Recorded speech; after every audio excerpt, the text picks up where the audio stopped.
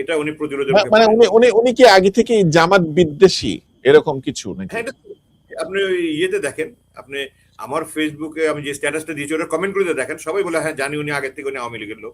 মানে উনি যে ব্যাখ্যা দিয়েছেন ওনার স্ট্যাটাসে, সেটা হচ্ছে যে আপনি যেটা বলছেন যে উনি তো ছাত্রলীগ করা বা সেই স্বাধীনতার আগে থেকে ছাত্রলীগ করা, তো উনি বলছেন যে আমি ছাত্রলীগ করা না, আমি ভোটে দাঁড়িয়েছি, মানে কলেজ রাইট, কলেজ সংসদে উনি ভিপি হয়েছেন বা কিছু একটা, তো ভিপি হওয়ার পরে এটা হাস্যকর কথা না, আমি ছাত্রলীগ ভিপি ছিলাম কিন্তু আমি ছাত্রলীগ করি না, আমি জামাতের আমির ছিলাম কিন্তু আমি জামাত করি নাই।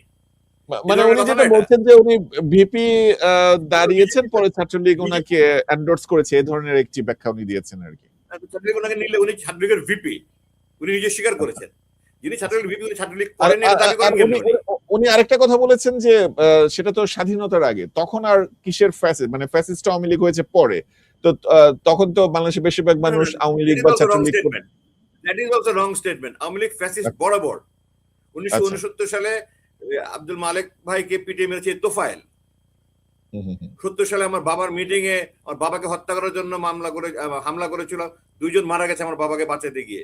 আওয়ামী লীগ ফ্যাসিস্ট এখন নতুন না। শেখ সাহেব স্পিকার পিটিয়ে মেরেছে। আচ্ছা, আওয়ামী লীগ ফ্যাসিস্ট নতুন না, এরা আজীবন ফ্যাসিস্ট।